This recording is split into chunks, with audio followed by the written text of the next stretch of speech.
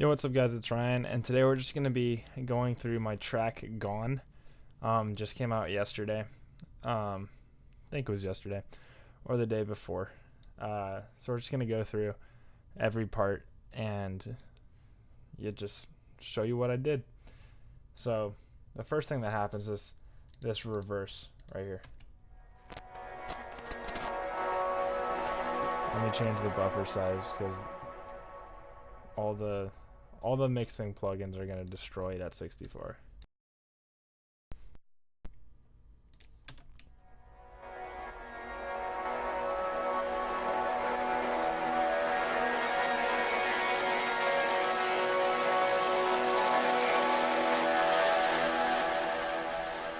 Alright, so what this is this part right here reversed. And there's obviously tons of reverb delay. On this thing, I've got this Valhalla room, a shaper box.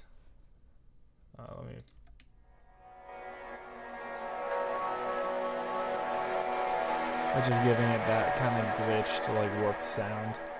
A glue compressor just to keep it all kind of squished together. This EQ.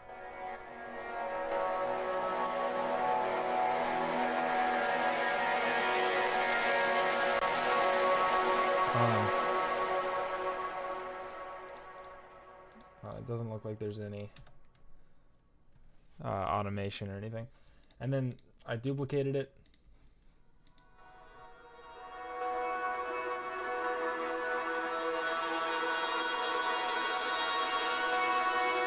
And it's an octave up with the same settings. It's getting sent pretty heavily to the reverb channel, as you would expect. Then on the entire group for the reverse stuff, I've got this SSL channel doing a little bit of compression, but let me see. Yeah, it looks like it's just doing a little bit of compression. I've got a limiter boosting the signal a little bit because without it, it was pretty quiet. A utility where I am automating the gain so that it kind of dies out after I don't need it anymore. I've got this where if we stop it, this band gets automated.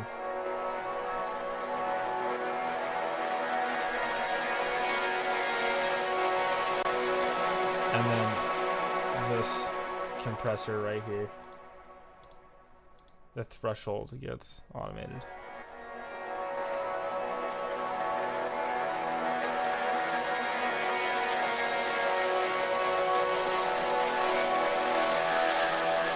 Because I had, if I turn this off, like that right there, the thing that kind of jumps out at you when I hit the string, and reversing it makes it sound weird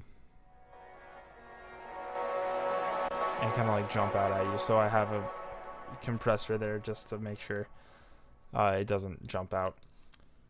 And that's the only time in the entire song that those things get used. So then we can move on to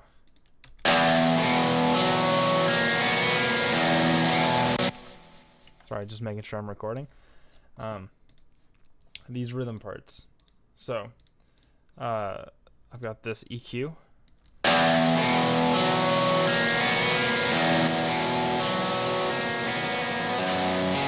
Just giving it some sparkle and high end. Same one over there. And that's just kind of the rhythm tone. One panned 40 right, one panned 40 left. Pretty typical.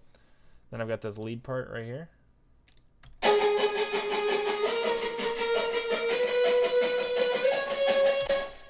Which is just getting thrown into 96.3% mix. Room verb.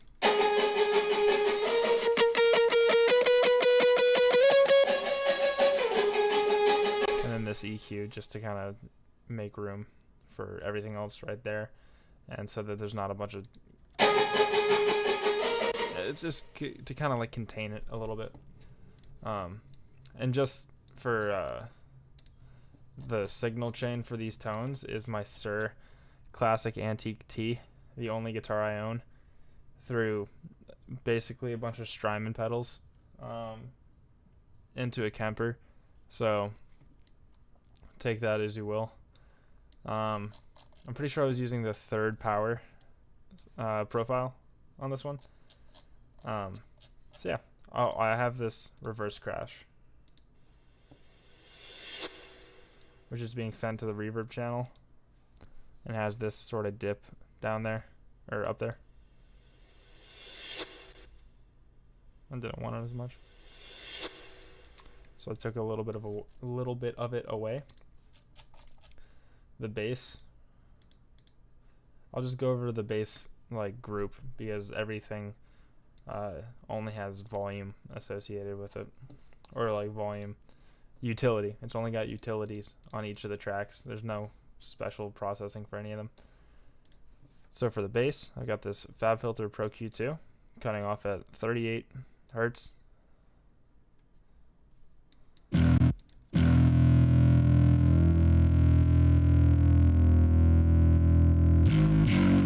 Because there was just like unnecessary low end like rumble down there, so I took it all out. Took off some of the high end, because without this,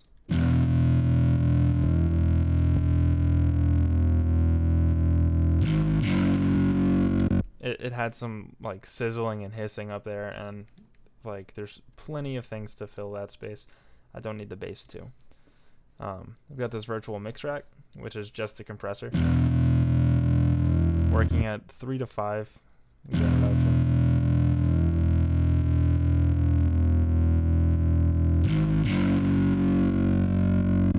Yeah. Then this EQ gets automated apparently. Yeah, over here.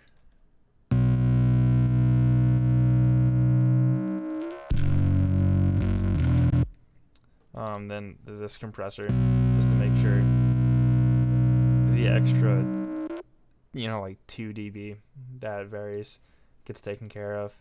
Then I've got this sidechain to the kick, so every time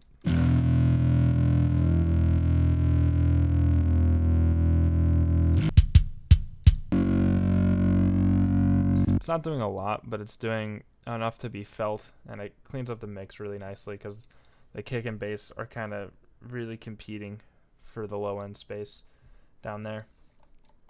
And again, that was actually a Squier G bass, or J bass, G bass. Oh my God, J bass, run into a Kemper profile for a driven bass sound.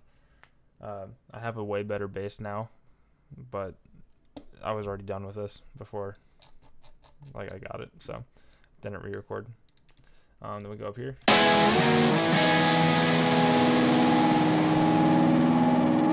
Doesn't have nothing special going on. So this is essentially just the big sky doing a lot of work, I think. I've got this RC color. This adds some kind of like wobble and noise and a little bit of drive to the sound, even though it was plenty driven before. Got this reverb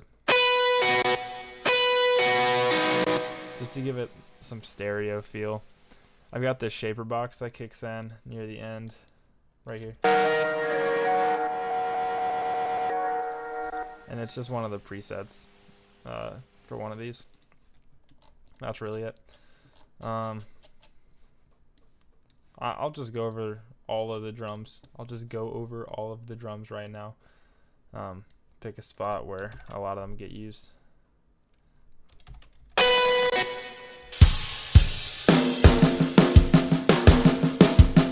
for the kick, I'm using Superior Drummer, by the way.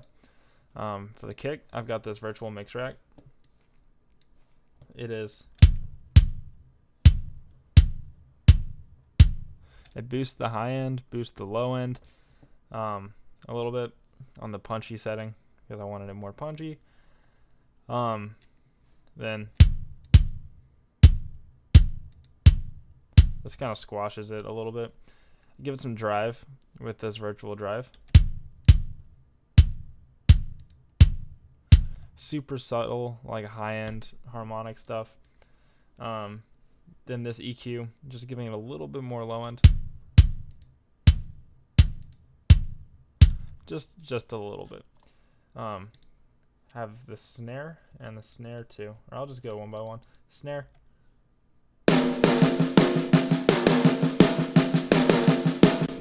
I've got the monster, because it's just a monster when it comes to compression.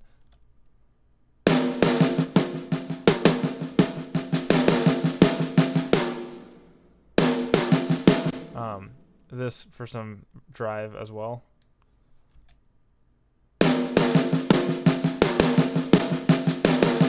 Kind of also like rounds it out a little bit up top. It doesn't make it, because without it, like on the strong hits, it kind of punches through a little too much.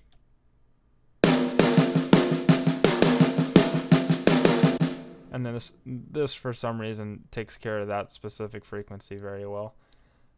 Found that out just experimenting. And then I've got an EQ doing some slight high-end boosting, and then some mids, some low mids, and that's about it.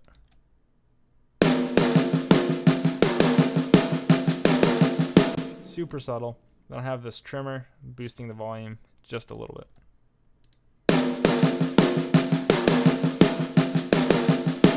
And all it's doing is boosting the volume. And then that gets mixed in with what I'm assuming is the snare bottom mix. So that only has this sort of EQ.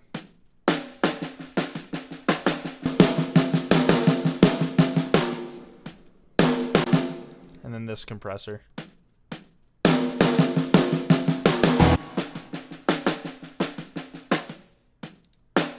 Which isn't doing anything, just adding a little bit of punch. I've got the hat channel. Let's move over here for that.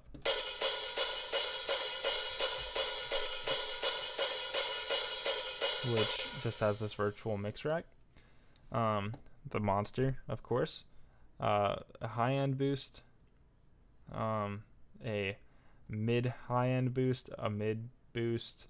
Everything got boosted, really. I just wanted to drive it a little bit. I didn't go over the rest of the snare, and I'm an idiot. I'm sorry. I was like, I swear I used the decapitator somewhere. So the decapitator, just for some extra bite. Like it's only on, I guess, 20% maybe. So it's not doing a ton, but definitely doing something. And this EQ right here, boosting the fundamental, scooping out some of these parts right here, and boosting the high end just to give it some sizzle up top. Then Valhalla Vintage Verb.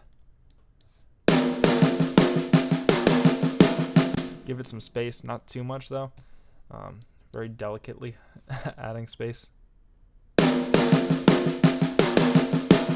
just sounds way too dry, so I added just a tiny bit.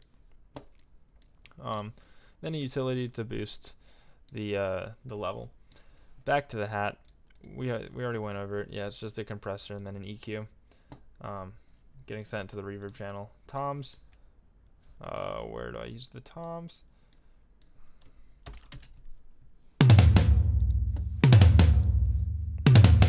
Compressor, EQ.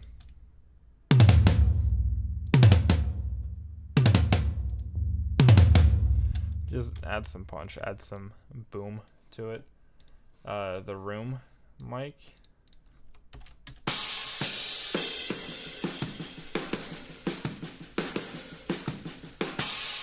Have this EQ because I don't want any of the low end from the room mic at all. And then I scooped out some of the... I am hitting it pretty hard where the snare kind of lives. Boosting the highs a little bit as well. Then compressing it pretty drastically on this track because I wanted like the aggressive sort of punch without being too over the top about it. Then side chaining it to the hat, because if we bounce over here,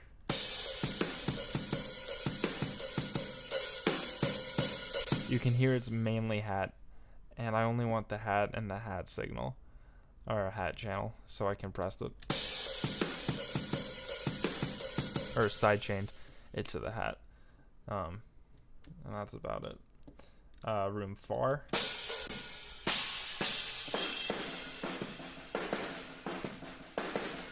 This sort of EQ, taking out the lows, just like the other one.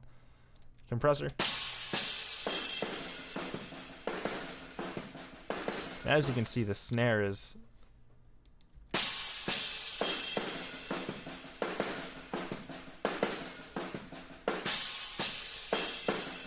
like so intrusive on that mic. So I compressed it. Or side chained it to the snare, so every time the snare hits, it kind of ducks out of the way, because I don't want the snare in the room far mic necessarily. I want a little bit of it, but not a ton. I get enough of it through the two snare mics.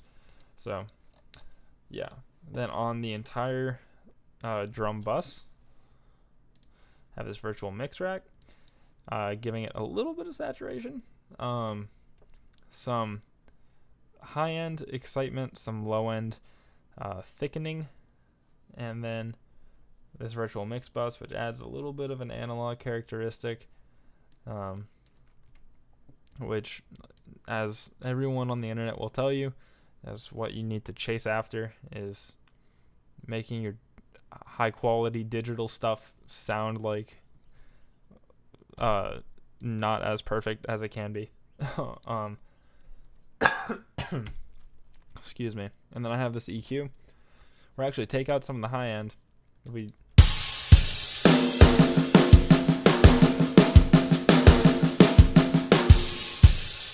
just wanted to muffle it a little bit because I did a lot of high end boosting on every single one of the tracks, so I needed to counteract it just a little bit by only 1 dB, so it didn't really do anything realistically. And that's the only thing I did, and that we take it off. It just beefs it up a little bit.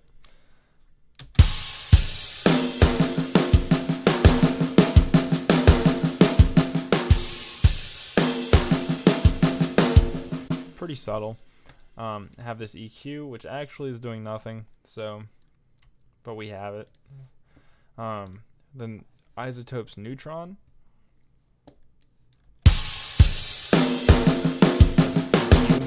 EQ doing nothing. Compressor doing nothing. I'm 100% using this for the transient shaper, which looks like it's actually also doing nothing. So it's essentially just wasting CPU power. But okay, whatever. Then I'm sending it a little bit to the reverb channel. If we listen to the reverb channel real fast.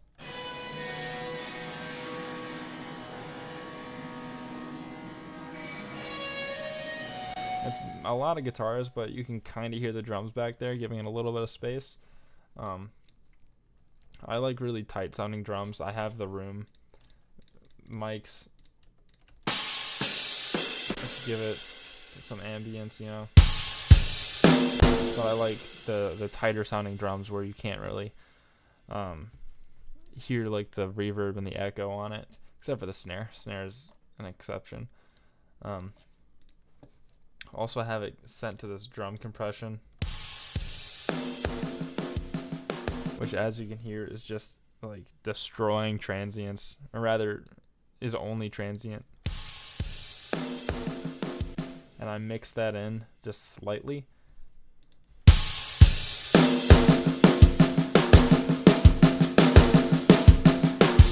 and it gives it like it like layers it with itself, so it just gets pushed super hard, and adds to the overall kind of feel of it, of the drum set. And that's the drums. And then if we go back to the guitars, because that's the only thing left, in Rhythm World, there's no plugins on any of it except for those two intro parts, it looks like, with those EQs. So on the rhythm,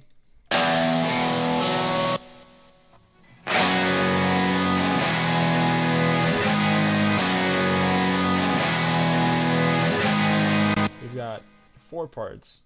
These two.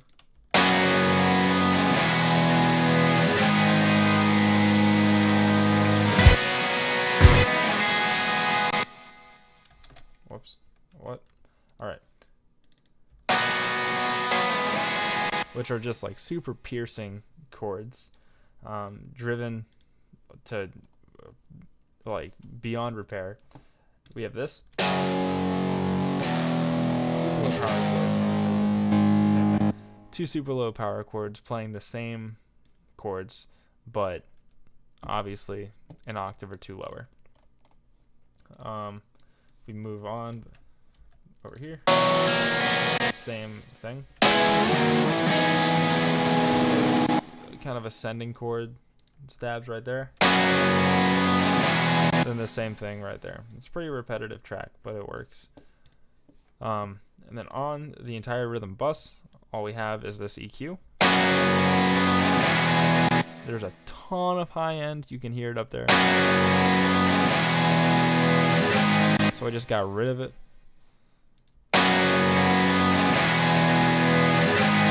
It's not the 80s. We can take out the buzz.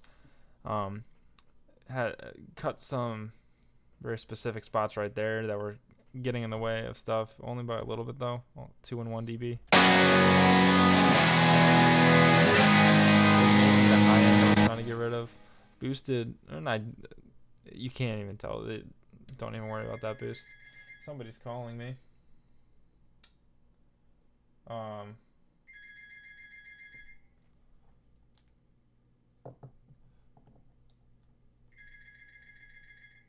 And the hang up button on my phone next to me is not working.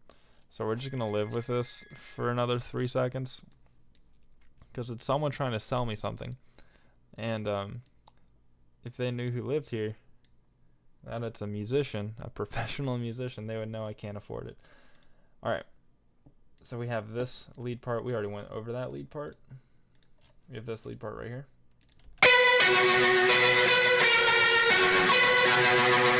So, like, it's a pretty standard driven lead sound, but the interesting thing that you're hearing with it is off of the Strymon Mobius, and it's a rotary speaker emulation.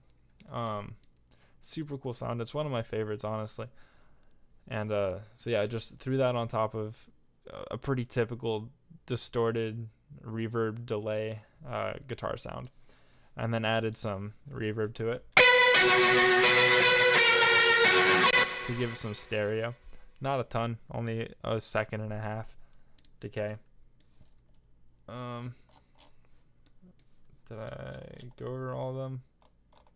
Yeah, so then on the entire guitar bus, we've got FabFilter Pro Q, just making sure everything above, we're just going to call it 12K, and below 83 is gone.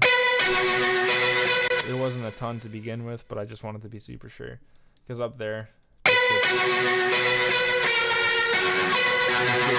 gets hissy and gross. Unless it's what you're going for, then it's just not what I'm going for.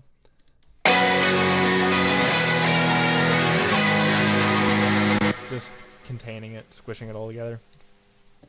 Then I've got a virtual mix rack, giving it some shimmer, some boost up in the top. Even though I just cut a little bit, I wanted just a bit of a boost, and this thing does a fantastic job of boosting high end, like musically. Everything in this VMR plugin is just fantastic. I have Old Faithful, doing 3 dB gain reduction. Then virtual channel, just giving it some flavor. Super subtle, and like honestly, you can't really tell much of a difference in the full mix, but I'll know I did it and it'll make me feel good.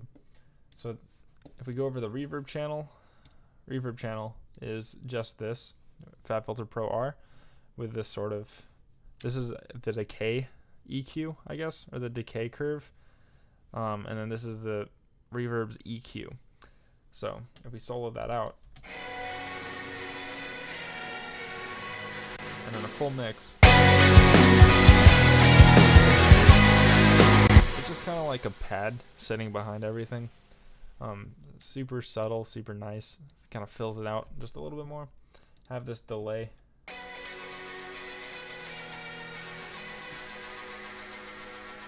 Which is an H delay plug-in from Waves going into this SSL channel from Waves.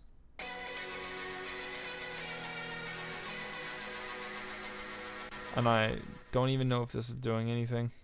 I think I had it with the intent to do something, but it never happened. But that's okay. Have the drum group, drum parallel compression. Then we have the same sort of thing for the guitars.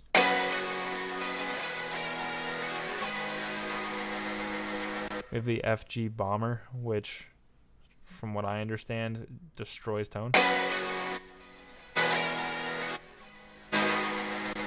And it's driving it really hard and really intensely.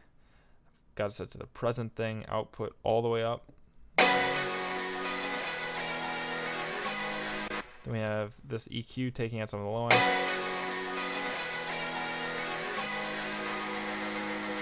Then we have this transient shaper rather, giving us all the attack and taking away a little bit of the sustain.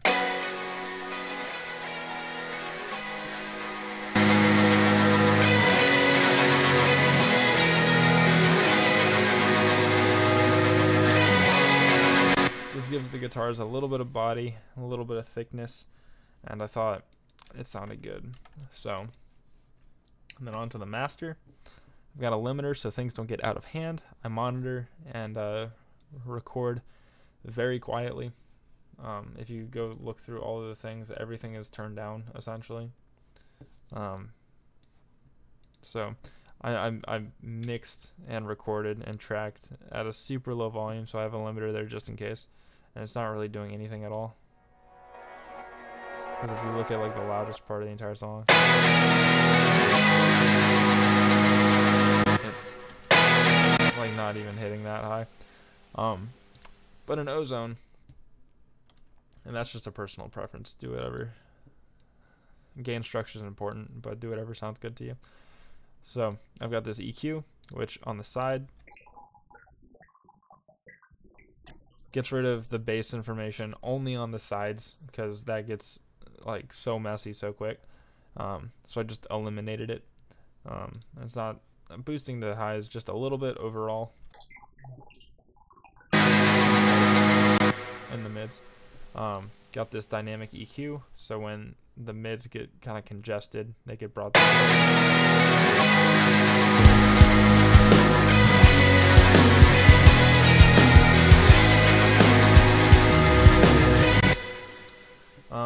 Have this exciter kind of driving the mids up just a little bit. As you can see, 32 and 20% mix.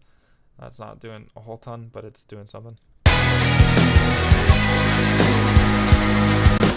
Yeah. Dynamics, which I'm not sure. Compressing the lows, keeping it in check. Compressing the mids, keeping it in check. Compressing the high mids, keeping it in check. Letting the high end breathe because it's fine. This imager,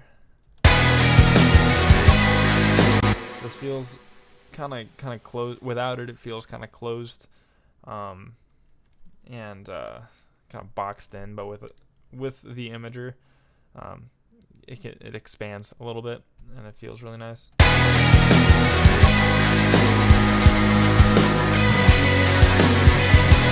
Even though I already panned all the guitars and whatever in their tracks, having this at the end still helps tremendously. And as you can see, it's mainly in this band that I did it.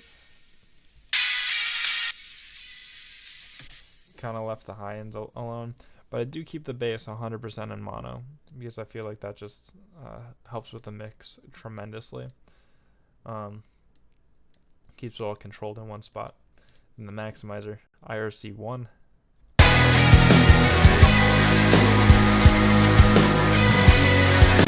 Bringing it up to a usable volume.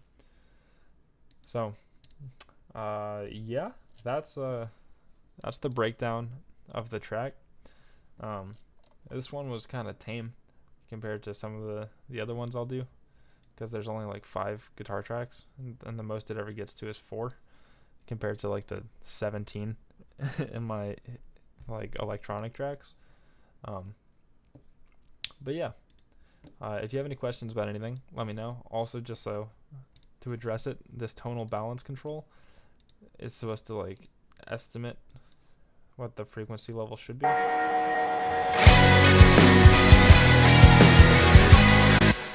And like what it says is you need to aim it so that they line up in this box. It's typically pretty accurate, but obviously do what sounds right, not what a computer program tells you to do. So that's the track. If you want to download it for free, listen for free, check the links in the description. It's also on my channel somewhere. So yeah, if you have any questions about anything, let me know in the comments. I'd be more than happy to answer them.